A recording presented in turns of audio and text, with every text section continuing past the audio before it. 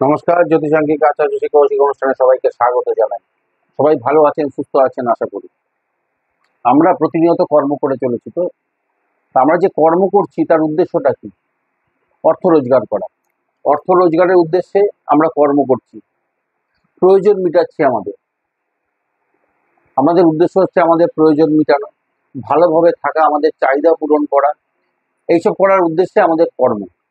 তা আর্থিক উন্নতি আমরা প্রত্যেকেই চাইছি, কিন্তু সবাই কি মনের মতো করে কর্ম করতে পারছি? সবাই কি সেই মনের মতো ইনকাম করতে পারছি, রোজগার করতে পারছি?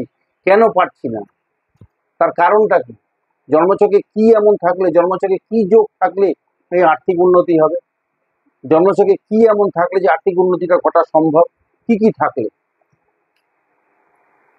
আজকে সেটা নিয়ে আলোচনা করছি।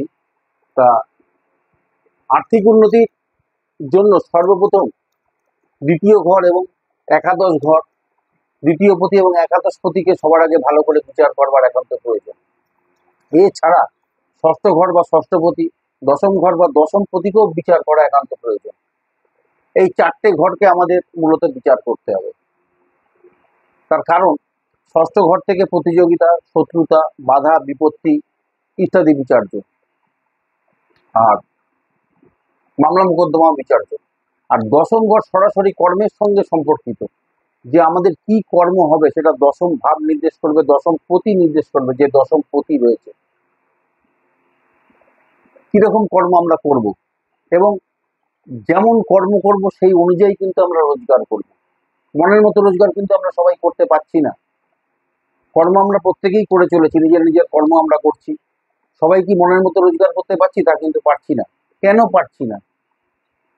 তাই যেমন কর্ম করব তেমন কিন্তু রোজগার হবে। আর এই রোজগার করতে গিয়ে কোনো প্রতিযোগিতা, শত্রুতা বা বাধা বিপত্তির মুখে পড়তে হবে কিনা সেটা নির্দেশ করবে কিন্তু ষষ্ঠ ভাব।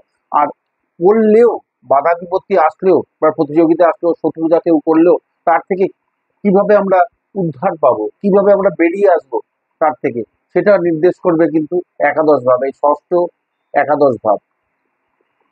তা দ্বিতীয় একাদশ ভাব সরাসরি আর্থিক উন্নতির সঙ্গে সম্পর্কিত। একাদশ ঘর নির্দেশ করে আর্থিক উন্নতি, কিভাবে হবে আর্থিক উন্নতিটা। আর দ্বিতীয় ঘর নির্দেশ করে অর্থ সঞ্চয়। অর্থ রোজগারের সাথে সাথে অর্থ সঞ্চয়টাও কিন্তু খুব গুরুত্বপূর্ণ। রোজগার করা অর্থের কিছুটা অংশ সঞ্চয় করা অবশ্যই প্রয়োজন, তাহলেই কিন্তু সার্বিকভাবে আর্থিক উন্নতি ঘটবে বা আর্থিক উন্নতি হবে। আর জন্মছকের দ্বিতীয় পতি এবং একাদশ পতিকে প্রতিকারের মাধ্যমে আমরা শক্তিশালী করতে পারি, তারও একটা জায়গা আছে এটা। আবার এর সাথে দ্বিতীয় এবং একাদশ ঘরে কোনো গ্রহ বসে আছে কিনা, কোন গ্রহ বসে আছে সেটাও দেখতে হবে। তারা আর দ্বাদশ ভাবকে দেখতে হবে। কেন? দ্বাদশ ভাব হচ্ছে ব্যয়ের ঘর, খরচের জায়গা, খরচের ঘর। যে আমরা অর্থ যে সঞ্চয় করছি, দ্বিতীয় এবং একাদশ ভাব, দ্বিতীয় ভাব অর্থ সঞ্চয়, একাদশ ভাব আর্থিক উন্নতি। দ্বিতীয় এবং একাদশ ভাবের সাথে কোনোভাবে যদি দ্বাদশ ভাবের সংযোগ ঘটে তাহলে কিন্তু অর্থ কিন্তু সঞ্চয় করা সম্ভব হয় না সব ক্ষেত্রে। অর্থ রোজগার হবে, হয়তো প্রচুর অর্থ রোজগার হচ্ছে, একটা কথা আছে যত্র আয় তত্র ব্যয়। আয় হচ্ছে কিন্তু সেই অর্থ খরচ হয়ে যাচ্ছে, সঞ্চয় হচ্ছে না, আর্থিক উন্নতি বাধাপ্রাপ্ত হচ্ছে। এর সাথে সাথে বাস্তু, বাড়ির বাস্তু বিচার করা কিন্তু একান্ত প্রয়োজন। কিরকম আর্থিক উন্নতির জন্য বাড়ির উত্তর দিক, উত্তর পূর্ব দিক এবং দক্ষিণ পূর্ব দিক বাস্তু দোষমুক্ত থাকা কিন্তু একান্ত প্রয়োজন।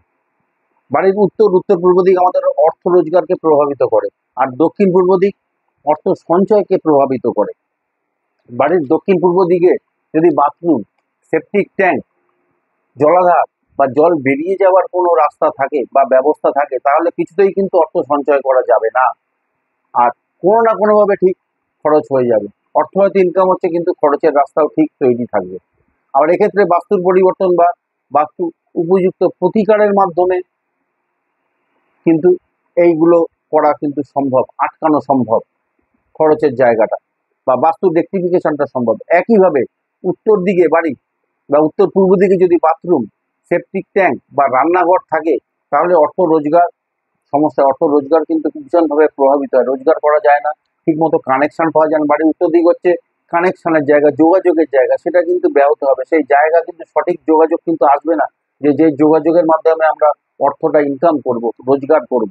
তা এইভাবে একইভাবে আগের মতো সেই বাস্তুর পরিবর্তন বা উপযুক্ত প্রতিকারের মাধ্যমে কিন্তু আর্থিক উন্নতি সম্ভব।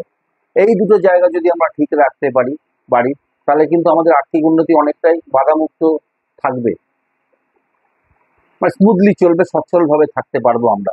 আর একটা ভাব যেটা আমি বললাম আগে, দ্বিতীয় একাদশ ভাব সরাসরি আর্থিক উন্নতির সঙ্গে সম্পর্কিত, অর্থ সঞ্চয় এবং উন্নতির সঙ্গে সম্পর্কিত, রোজগারের সঙ্গে সম্পর্কিত। এর সাথে সাথে ষষ্ঠ এবং দশম ভাবও কিন্তু একইভাবে সংযোগ যদি থাকে, 2, 6, 10, 11 এই ভাবগুলো যদি একই সাথে সংযোগ থাকে বা ঠিক মতো যদি অবস্থানে থাকে, ভালো অবস্থানে থাকে 2, 6, 10, 11, তাহলে কিন্তু শক্তিশালী আর্থিক অবস্থান কিন্তু থাকবে সেই জাতক বা জাতিকার, এবং আর্থিক উন্নতি তার অবশ্যম্ভাবী, এটা কিন্তু এক কথায় বলে দেওয়া যায়। তা আজকে এই পর্যন্তই থাকলো, এরপরে আবার নতুন কোনো অনুষ্ঠান নিয়ে আসবো। ধন্যবাদ, নমস্কার।